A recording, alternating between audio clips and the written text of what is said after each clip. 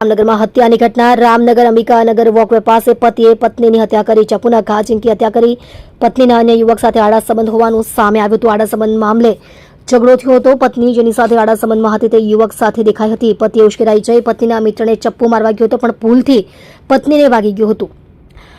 ચપ્પુના ઘા લાગતા પત્નીનું મોત થયું। મૃતક મૂળ બિહારના વતની હતા અને સુરતમાં કેટરિંગનું કામ કરતા હતા। મૃતકનું નામ પૂજા દેવી છે।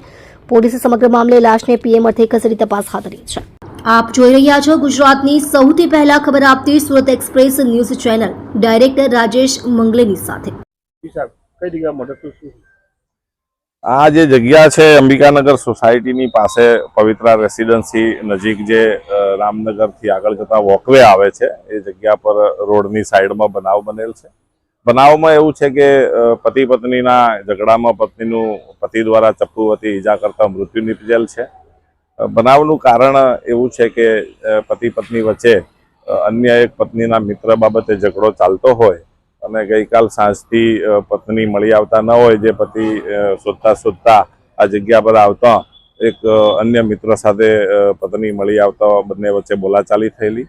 એ દરમિયાન જે પત્નીના જે મિત્ર છે એમને મારવા જતા પત્નીને ઈજા થઈ ગયેલ અને પત્નીને સારવારમાં લઈ જવા દરમિયાન પત્નીનું અવસાન થયેલ છે, જેમનું નામ પૂજા દેવી છે।